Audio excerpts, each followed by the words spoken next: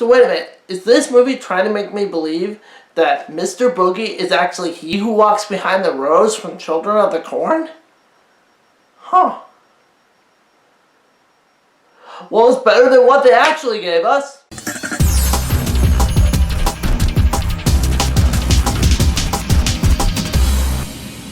Sinister 2 is a sequel to the excellent horror film from 2012 directed by Scott Derrickson. However, this one is not directed by Scott Derrickson. It shows. So I should warn you right now, I can't talk about the plot of this movie without revealing the twist ending of the original.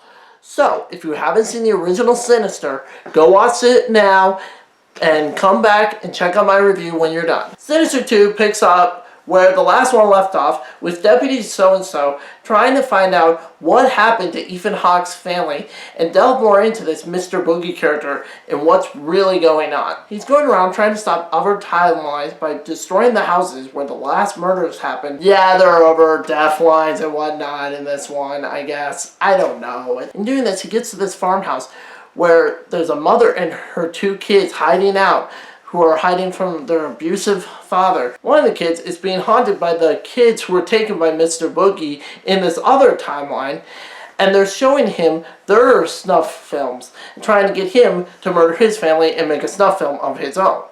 However, he doesn't really want to. So Deputy So-and-so is trying to protect his family, also trying to figure out what's going on and stuff, and the plot is really convoluted, and that's the best I can do for a plot summary, so let's get started! Now, the first Sinister was a really great, solid, scary horror movie.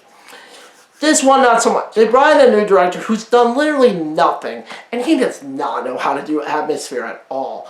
The way he directs, the cinematography, all of this, there's just no atmosphere in this movie. It does have the same writers as the original. Scott Derrickson did come back to co-write this movie a little bit, but I feel like his heart may have not been really into it, or maybe he just wrote an early draft. I'm thinking that's more likely, because this also is not written with the skill of the original at all.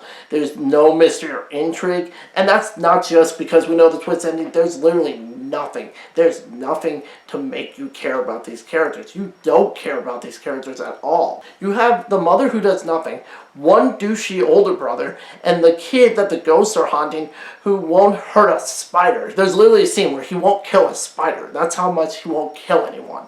And then you have the abusive father that we've seen over a gazillion times. And it's so annoying. It's not interesting. And there's nothing new done with it, even. So you don't care at all. These characters are not interesting.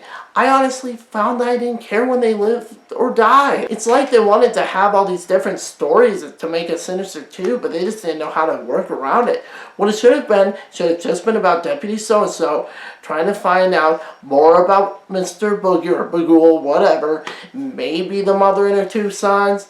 Throw that in there, but leave the abusive father out of it. He didn't need to be in this movie. There's no point to that character at all. Also, another thing they did wrong, they showed Mr. Boogie way too much in this movie. The reason he's scary in the original is because you barely see him at all. He's a presence in the original. You always feel that he's there without seeing him, or he's always in the background. You see him from a distance. In this movie, he's up in your face. He's Mr. Boogie. Oh, it's Mr. Boogie. And that's stupid. It's annoying. It's not scary. Oh, and jump scares? Yeah, there are jump scares in this. But unlike the original, they don't build it up with atmosphere. So they're stupid jump scares. They're Ouija level jump scares. Where I just didn't care. I didn't find them scary. I knew they were coming, every single one. The fake jump scare, it's in this, and it was terrible. The jump scares were terrible. They weren't scary. And there's no creep factor even. Even the snuff films weren't scary. And you know why? Because they don't seem realistic. It was stuff like tying the family above a lake and gators coming up and chomping on their heads. That wouldn't happen. And yeah, that was probably one of the creepiest in the fact that that'd be a horrible way to go. But at the same time, I'm like, that wouldn't happen though. Some of these others, it's like, well, that would suck. But it's not scary. It's just really dumb. The original, they were more raw and gritty, and I don't know, it's just, maybe the way they filmed it, maybe, other elements, but not scary, not atmospheric, and I think a big problem is there's no mystery to it. It's the ghost kids showing off the snuff films in this one, for goodness sakes. It's not like Deputy So-and-so finds another set of snuff films, or the mother or anything. It's the ghost kids. Why are the ghost kids even in this? They talk too much.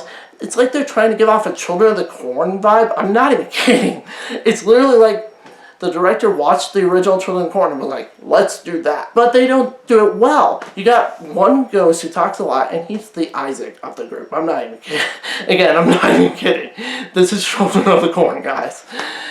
And it's so poorly done, though. It's not creepy. It's not suspenseful. And the kids just, they suck. They just suck. They suck.